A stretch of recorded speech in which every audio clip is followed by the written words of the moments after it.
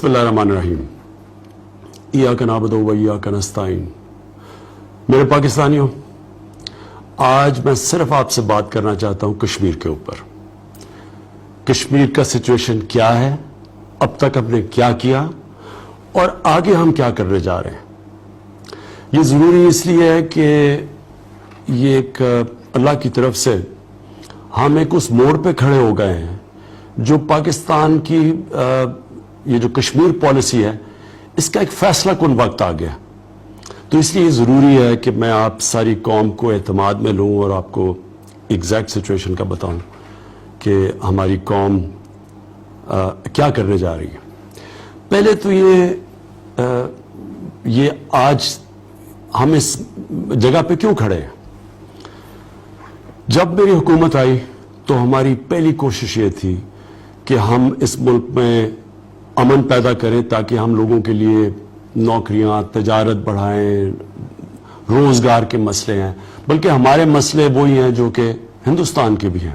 وہاں بھی بے روزگاری ہے، وہاں بھی مہنگائی ہے، وہاں بھی کلائمیٹ چینج یعنی جو موسم کی جو گرم ہو رہا ہے دنیا میں موسم، کلائمیٹ چینج، اس کی وجہ سے ادھر بھی گلیشیئر پگھلتے جا رہے ہیں اور آگے ان کو بھی مسئلے آنے ہیں، ہمیں بھی وہ آنے ہیں. تو ہماری کوشش یہ تھی کہ سب سے دوستی کریں. تو افغانستان میں بھی ہم نے شروع کر دیا پروسیس اور پوری کوشش کی کہ پرامن یہ پولیٹیکل سیٹلمنٹ ہو جائے، یہ جو ملٹری سولوشن سے ہٹ کے ایک پولیٹیکل سیٹلمنٹ جائے. اور اللہ کا شکر ہے کہ وہاں کافی تیزی سے آگے بڑھ رہے ہیں امن کی طرف. ہندوستان سے ہم نے آتے ساتھ ہی بات کی اور آپ سب کے سامنے میں نے کہا کہ دیکھیں آپ ایک قدم لیں گے، ہم 2 قدم آپ کی طرف آئیں گے، اور جو ہمارا ایک ہی مسئلہ ہے وہ کشمیر کا، وہ ہم ڈائیلاگ کے ذریعے حل کر لیں گے. لیکن شروع سے ہی ہمیں مسئلے آنے شروع ہو گئے کہ ہم جو بھی ڈائیلاگ کی بات کرتے تھے ہندوستان سے تو وہ کوئی اور نئی بات شروع کر دیتے تھے اور پھر موقع ڈھونڈتے تھے کہ کسی نہ کسی طرح پاکستان کے اوپر کوئی الزام لگایا جائے دہشت گردی کا. ہم نے سمجھا الیکشن آ رہی ہے اور الیکشن بی جے پی کی اینٹی مسلم، اینٹی پاکستان ان کی کیمپین الیکشن کی چل رہی تھی، تو ہم پھر پیچھے ہٹ گئے. اس کے بعد پلوامہ ہو گیا. جب پلوامہ ہوا میں آپ سب کے سامنے تب بھی کئی دفعہ قوم کو آگاہ کیا کہ ہوا کیا وہاں. وہ ایک کشمیری نوجوان، یہ ظلم جو ہو رہا ہے کشمیر میں اس کی وجہ سے اس نے اپنے آپ کو ہیومن بامب بنا کے اڑا دیا. اور بجائے ہندوستان نے اس کا جائزہ لیتی کہ یہ کیوں ہوا ہے، کیوں ایک نوجوان اس انتہا پہ جاتا ہے کہ وہ اپنی زندگی کی پرواہ چھوڑ دیتا ہے اور اپنے آپ کو ایک بم بنا لیتا ہے. انہوں نے سیدھی ہمارے پر انگلی اٹھائی اور موقع ڈھونڈا کہ پھر پاکستان کو جو دنیا کی نظر اٹھ جائے، جو ظلم ہو رہا ہے کشمیر پہ، سارا بوجھ پاکستان پہ ڈالیں. پھر انہوں نے یہ کیا اور ہم نے پوری کوشش کی ان کو بتانے کے لیے کہ اگر کوئی آپ کے پاس ثبوت ہے تو ہم ایکشن لینے کے لیے تیار ہیں. پھر ہم آرام سے بیٹھ گئے، الیکشن کی انتظار کی. ہم نے سوچا جب الیکشن ہو جائے گا اس کے بعد ایک نیا سچویشن آ جائے گا ہندوستان میں اور شاید ان کی گورنمنٹ پھر بات چیت پہ مان جائے. لیکن جب الیکشن ہوا تو ہم نے دیکھا کہ انہوں نے پوری کوشش کی کہ پاکستان کو بینکرپٹ کیا جائے. تو انہوں نے فیٹف کے اندر پاکستان کو بلیک لسٹ کرنے کی کوشش کی. ہر ملک کو انہوں نے کوشش کی، لابی کی کہ پاکستان کو بلیک لسٹ کیا جائے. تب ہم نے سوچا کہ اب ہمیں کوئی ان سے بات چیت کرنی نہیں چاہیے، کیونکہ ہم نے ریئلائز کیا یہ کوئی اور ایجنڈے پہ ہیں. اور ابھی ہم یہ دیکھ ہی رہے تھے کہ یہ کیا آگے کرتے ہیں. اس کے بعد یہ 5 اگست آ گئی اور انہوں نے کشمیر کو انیکس کر لیا، یعنی کشمیر میں اپنی ایکسٹرا فوج بھجوا کے اور فیصلہ یہ کیا کہ جناب اب کشمیر ہندوستان کا حصہ بن گیا. اس میں یہ انٹرنیشنل جو یونائٹڈ نیشنز کی سیکورٹی کاؤنسل کی ریزولوشنز تھی اس کے بھی خلاف گئے، اپنے آئین کے بھی خلاف گئے، اپنے سپریم کورٹ اور ہائی کورٹ کے فیصلوں کے بھی خلاف گئے. جو ان کے فاؤنڈنگ فادرز تھے جس میں گاندھی اور نہرو تھے، نہرو نے جو وعدے کیے ہوئے تھے پرائم منسٹر نہرو نے کشمیر کے لوگوں سے، ان کے بھی خلاف گئے. ہندوستان کی جو سیکولر کانسٹیٹیوشن ہے، جو وہ اب تک کہتے آئے تھے کہ ہم سارے سب کا ہندوستان ہے اور پاکستان بننا غلط تھا کیونکہ ہم یہاں سارے برابر کے شہری ہیں، انہوں نے اس کو بھی، سیکولرزم کو بھی ختم کر دیا، اور انہوں نے جو پیغام دیا 5 اگست کو، انہوں نے یہ کہا کہ جو ہندوستان ہے وہ صرف ہندوؤں کا ہے اور باقی سب سیکنڈ کلاس سٹیزن ہے۔ یہ جو ان کا فلسفہ ہے، یہ جو جو بی جے پی کا، جو بی جے پی کی جو اصل RSS جو ان کی نظریاتی پارٹ ونگ ہے، جو RSS ہے وہ 1925 میں بنی، بی جے پی تو بھی بنی ہے، تو نریندر مودی بھی RSS کے لائف ممبر رہ چکے ہیں، اور RSS یہ وہ پارٹی ہے، یہ ہم سب کو پتا ہونا چاہیے پاکستان میں، اور ہمیں اس لیے پتا ہونا چاہیے کہ جب تک آپ کو یہ نہ پتا ہو کہ آپ کا دشمن کیا کر رہا ہے تو آپ اس کے ریاکشن نہیں کر سکتے۔ لہٰذا ہمیں سمجھنا چاہیے کہ سارا ہو کیوں رہا ہے، کیوں ہمارے سے بات نہیں کی، کیوں انہوں نے جو ہمارے دونوں کے ایک ہی طرح کے مفادات ہیں، جس طرح میں نے شروع میں بھی بات کی، غربت وغیرہ وغیرہ، کیوں اس کے اوپر بات نہیں کی۔ تو ان کی ایک کنسسٹنٹ پالیسی تھی، اور وہ پالیسی ایک ان کے نظریے کے مطابق ہے۔ نظریہ RSS کا ہے، RSS کا یہ نظریہ تھا کہ جو ہندوستان ہے وہ صرف ہندوؤں کا ہے۔ RSS کا یہ نظریہ تھا کہ اب جو انگریزوں سے آزادی مل رہی ہے، یہ اب وقت آ گیا ہے ہندو راج کا، اور اس نظریے کے اندر ایک نفرت تھی مسلمانوں سے۔ اور مسلمانوں سے کیوں نفرت تھی؟ کیونکہ یہ RSS یہ سمجھتی تھی کہ ہندو ایک عظیم قوم تھی، اور وہ مسلمانوں نے کئی صدیوں سے جو حکومت کی، ان کی وجہ سے وہ عظیم نہیں بن سکی، اور اب وقت آ گیا مسلمانوں کو سبق سکھانے کا۔ اس لیے وہ ہٹلر کو اور مسولینی کو، جو فیشسٹ تھے دوسری جنگ عظیم سے پہلے، ان کو یہ سمجھتے تھے کہ بڑے عظیم لیڈر، رول ماڈل تھے ان کے۔ اور RSS کے جو شروع میں لوگ تھے، جو ان کے فاؤنڈنگ فادرز تھے، یہ سارے یہ فیشسٹ آئیڈیالوجیز میں مانتے تھے، ریسسٹ آئیڈیالوجیز میں مانتے تھے، اور انہوں نے اسی آئیڈیالوجی نے مہاتما گاندھی کو آزادی کے بعد قتل کیا، اور یہی RSS تھی جس کو 2-3 دفعہ دہشت گرد کر کے ہندوستان کی حکومتوں نے سائیڈ لائن کیا، یعنی بین کیا۔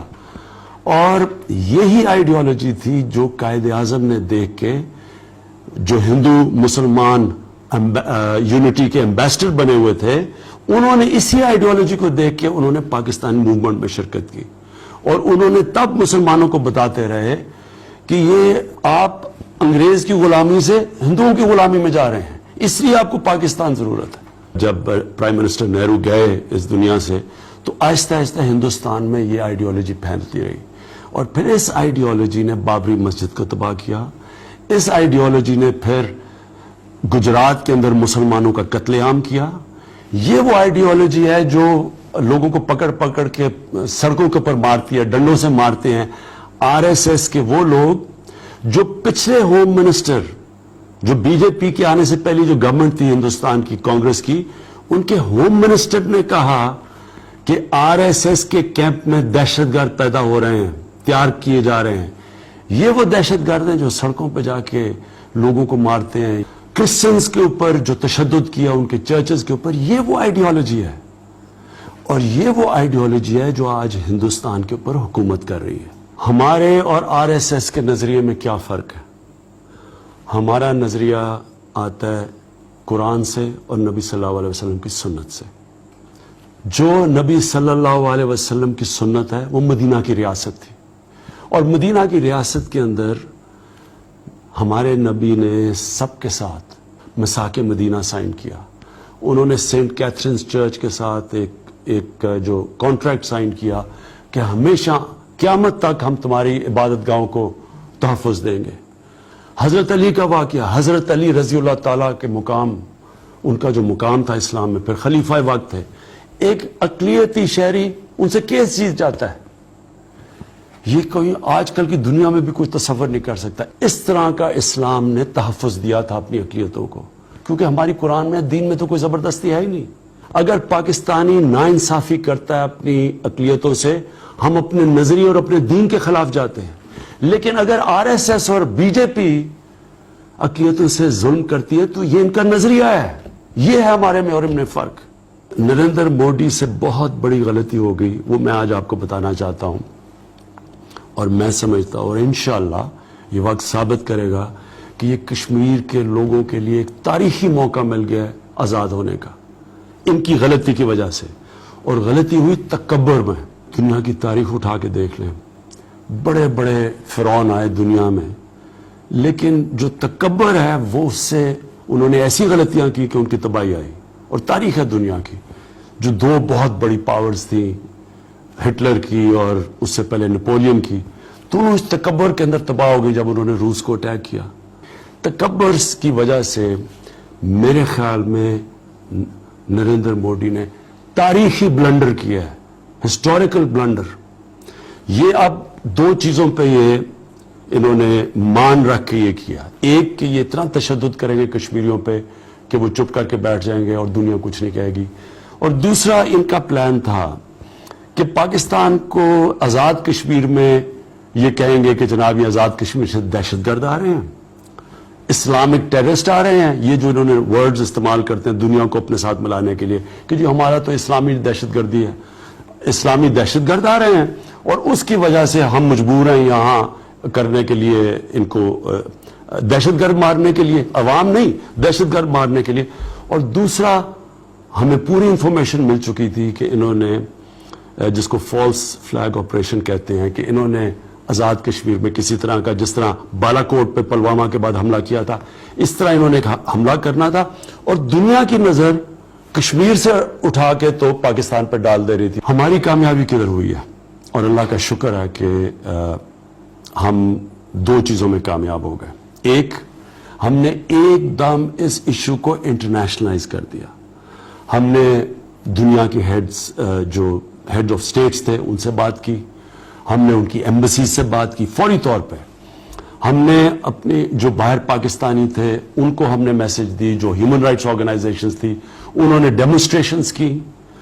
اور یونائٹڈ نیشنز کی سیکیورٹی کاؤنسل نے پہلی دفعہ 1965 کے بعد پہلی دفعہ انہوں نے کشمیر کے اوپر سیکیورٹی کاؤنسل نے اجلاس بلایا.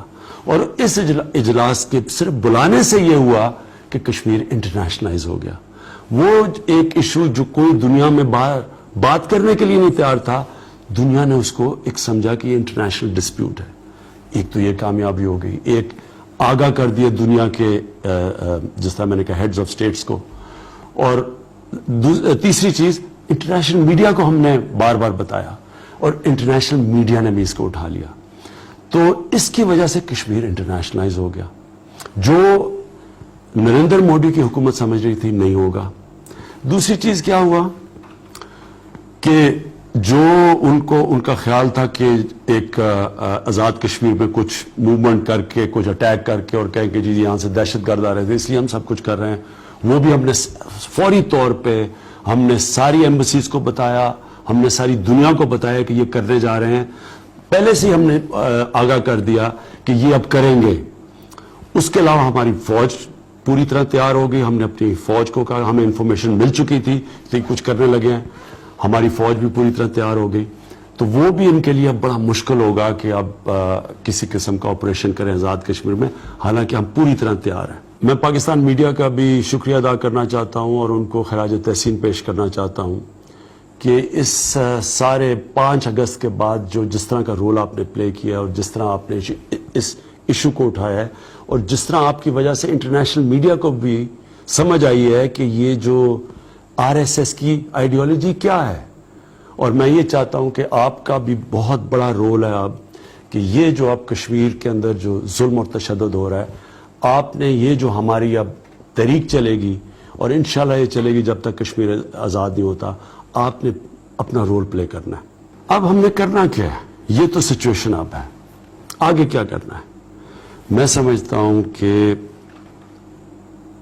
پہلے تو ہم سب فیصلہ کر لیں کہ اس ایشو کے اوپر اب ساری قوم نے کشمیر کے لوگوں کے ساتھ کھڑا ہونا ہے. وہ بڑے مشکل میں ہیں، اور ان کو پتہ ہونا چاہیے کہ ساری قوم ان کے ساتھ کھڑی ہے.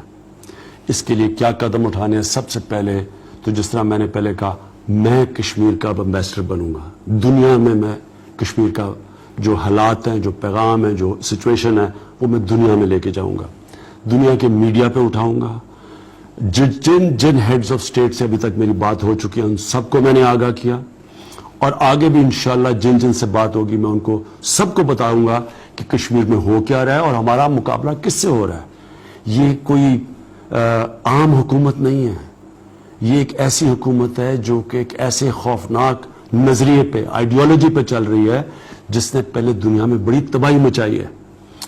میں انشاءاللہ اپنی جو یونائٹڈ نیشنز کی تقریر ہے 27 تاریخ کو نیو یارک کے اندر, اس میں پوری دنیا کی کمیونٹی کو بتاؤں گا, اس کو پوری طرح اٹھاؤں گا. اس سے پہلے جب نیو یارک میں ہوں گا سارے لیڈر سے ملوں گا, ہم سب کو بتائیں گے. ہم اپنی مسلمان دنیا میں ساری جتنے بھی ابھی بھی میں بتا چکا ہوں ہیڈز آف اسٹیٹس کو, جتنے سے بھی بات ہوئی ہے آگے بھی بتاؤں گا. میں تھوڑا سا اپنے اخباروں میں پڑھتا ہوں کہ لوگ مایوس ہو جاتے ہیں, جی دیکھیں دنیا مسلمان ملک کچھ نہیں کر رہے. بالکل آپ کو مایوس ہونے کی ضرورت نہیں ہے. اگر کئی مسلمان حکومتیں اس وقت مجبوری کی وجہ سے, تجارت کی وجہ سے اگر ابھی نہیں بھی ہیں, آج اگر نہیں بھی ہیں, آگے ہمارے ساتھ آ جائیں گی. مجھے بڑی اچھی طرح یاد ہے جب بوسنیا کے اندر مسلمانوں کا قتل عام ہوا تو شروع میں کوئی بھی ان کے ساتھ نہیں تھا, ڈرتے تھے بات کرتے ہوئے کہ جی ہمیں کوئی بنیاد پرست نہ کہہ دے, ہمیں انتہا پسند نہ کہہ دے. کوئی مسلمان ان کے ساتھ نہیں تھا. لیکن آہستہ آہستہ جیسی میڈیا نے بوسنیا میں جو قتل عام ہوئے اس کو اٹھاتا گیا تو مجبوری بن گئی حکومتوں کی. اور یہ بھی میں آج آپ کو کہہ رہا ہوں کہ انشاءاللہ میں ذمہ داری لیتا ہوں, میں اس کو اٹھاؤں گا. ہمارے سارے جتنی ایمبیسیز ہیں وہ اس کو اٹھائیں گی. جو انشاءاللہ باہر پاکستانی ہیں, ہمارے جو کشمیری ہیں, جو ہیومن رائٹ آرگنائزیشنز ہیں, وہ سب اٹھائیں گی. ہم سارے لیگل فورمز جو بھی دنیا میں اویلیبل ہیں اس کے اندر اٹھائیں گے. یہ ہر فورم کے اوپر انشاءاللہ ہم لوگوں کو بتائیں گے کہ 80 لاکھ کشمیریوں سے کس طرح کا ظلم ہو رہا ہے. اور جب میں مغربی میڈیا کو جانتا ہوں, جیسے جیسے یہ چیزیں نکلتی آ رہی ہوں اور نکلتی آ رہی ہیں, کبھی مغرب کے اندر میڈیا میں ہندوستان کی تنقید نہیں ہوئی جو آج ہو رہی ہے. آج جو پاکستان کا اور کشمیر کا موقف ہے, میں اللہ کا شکر ادا کرتا ہوں کہ آج مغرب کا میڈیا اس کو اٹھا رہا ہے. اور جو اب انٹرنیشنلائز ہو چکا ہے کشمیر کا یہ سارا سلسلہ, اس کی وجہ سے آپ اٹھاتے جائیں گے آپ, اور ساری دنیا اب انتظار کرے گی, اور ہم دنیا کو بتاتے رہیں گے کہ جیسی کرفیو اٹھا وہاں کیا ہوا ہے, کس طرح کے حالات ہیں وہاں. یہ سارا میڈیا بھی انتظار کرے گا اور ہم بھی انشاءاللہ, پاکستان ساری دنیا میں اس چیز کو اٹھائے گا. میں جو سارا مقصد اس کا آج کی آپ کا خطاب کا وہ یہ ہے کہ بہت ضروری ہے کہ کشمیر کے ساتھ دنیا کھڑی ہو یا نہ ہو, پاکستان کی عوام کھڑی ہو اور پاکستان کی حکومت کھڑی ہو. ہم ایک بن کے کشمیر کو پیغام دیں. وہ 80 لاکھ کشمیری جو اس وقت کرفیو کے نیچے ہیں, ہم ساری قوم ان کو پیغام دے کہ ہم ان کے ساتھ کھڑے ہیں. میں یہ چاہتا ہوں کہ ہر ہفتے ہم ایک ایونٹ کریں گے جدھر ساری قوم نکلے گی اس ایونٹ پہ. ہمارے اسکول, ہماری یونیورسٹیز, ہمارے آفس میں جو لوگ جا رہے ہیں, ساروں نے ایک آدھے گھنٹے کے لیے نکلنا ہے ہر ہفتے. اور وہ میں آپ کو بتاتا رہوں گا کیا ایونٹ ہوگا. لیکن اس جمعے کو 12 سے لے کے 12:30 تک میں چاہتا ہوں کہ جدھر بھی آپ ہیں کام روک کے آدھا گھنٹہ آپ نے کھڑے ہونا ہے پبلک کے ساتھ بتانے کے لیے کہ ہم کشمیر کے لوگوں کے ساتھ ہیں. گھروں میں جو لوگ ہیں وہ بھی باہر نکلے اپنے گھروں کے باہر اور بتائیں کہ آج ہم کشمیر کے لوگوں کے ساتھ کھڑے ہیں, اور تاکہ ان کے لوگوں کو پتہ چلے کہ ہم ان کے ساتھ کھڑے ہیں. ان کو ضرورت ہے. کشمیر کے لوگ جو آج دیکھ رہے ہیں وہ ہماری طرف دیکھ رہے ہیں, اور ہم نے ان کو بتانا ہے کہ جب تک انشاءاللہ ان کو آزادی نہیں ملے گی ہم ان کے ساتھ کھڑے رہیں گے. اور جب تک یہ جو اجلاس نہیں ہوتا 27 ستمبر کو نیو یارک میں, اس اجلاس تک ہم نے سب نے باہر نکل کے ہفتے میں ایک دفعہ, اور وہ ہم آپ کو ہر ہفتے بتائیں گے ہم کیا ایونٹ کریں گے, इस हफ्ते को जुमे को 12 से 12:30 बजे तक सारी कौम निकलेगी और इंशाल्लाह उसके बाद हफ्ते को बताएंगे कि अगला इवेंट क्या करेंगे। हमने जो यूनाइटेड नेशंस का 27 को इजलास है उस तक हमने दुनिया को बताना है और कश्मीर के लोगों को बताना है कि दुनिया को बताना है कि कश्मीर के लोगों के ऊपर क्या जुल्म हो रहा है और कश्मीर के लोगों को बताना है कि हम सारी कौम उनके साथ खड़ी है। और इंशाल्लाह जो मेरा ईमान है ये वक्त साबित करेगा कि ये जो एक तकब्बर में आके हिंदुस्तान की हुकूमत ने किया, इंशाल्लाह ये वक्त साबित करेगा कि ये वो उन्होंने मौका दे दिया है कि कश्मीर के लोगों को अब आज़ाद होने का, क्योंकि जो आखिरी पता था वो खेल दिया इन्होंने। इसके बाद अब और कुछ नहीं कर सकते, इसके बाद अब हम करेंगे और दुनिया करेगी। ये अब यूनाइटेड नेशंस के ऊपर एक बहुत बड़ी जिम्मेदारी है। इन्होंने वादा किया था कश्मीर के लोगों से कि उनको हक देंगे, रेफरेंडम प्लेबिसाइट के जरिए फैसला करें कि वो हिंदुस्तान के साथ जाना चाहते हैं या पाकिस्तान के साथ। वो हक नहीं दिया गया उनको। अब जो जुल्म हो रहा है कश्मीर के ऊपर और जो जुल्म होने जा रहा है, ये सबसे बड़ी जिम्मेदारी अब यूनाइटेड नेशंस की है कि क्या ये अब कमजोर की मदद करेंगे या नहीं। अब तक बदकिस्मती से यूनाइटेड नेशन सिर्फ ताकतवर के साथ खड़ा होता है। जब ईस्ट तिमोर को रेफरेंडम दिया गया और वो आजाद हो गया इंडोनेशिया से, मुसलमानों से, लेकिन क्या जब अब मुसलमानों की मेजॉरिटी जब वो अब देख रही है यूनाइटेड नेशन जिन्होंने वादा किया हुआ उनके साथ, क्या अब उनके साथ खड़े होंगे। और मैं यूनाइटेड नेशंस को ये बताना चाहता हूं कि 1.25 अरब मुसलमान आपकी तरफ देख रहे हैं। सिर्फ पाकिस्तानी नहीं देख रहा, सिर्फ कश्मीरी नहीं देख रहे, बल्कि वो लोग जो इंसानियत में बिलीव करते हैं दुनिया के अंदर, वो भी आपकी तरफ देख रहे हैं। 1.25 अरब मुसलमान देख रहे हैं कि क्या अब ये मुसलमानों के ऊपर जब जुल्म हो रहा है, क्या यूनाइटेड नेशंस उनकी मदद करेगी या नहीं। और क्या ये बड़े बड़े मुल्क सिर्फ अपनी मार्केट्स की तरफ ही देखते रहेंगे।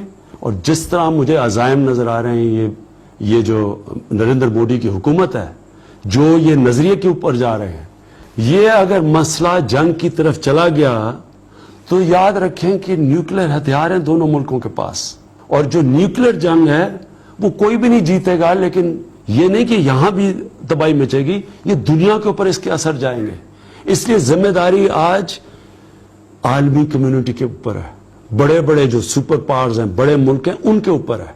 और दुनिया आए हमारे साथ या ना आए, पाकिस्तान तो अब हर हद तक जाएगा, हर सतह पे आखिरी सांस तक उनके साथ जाएंगे।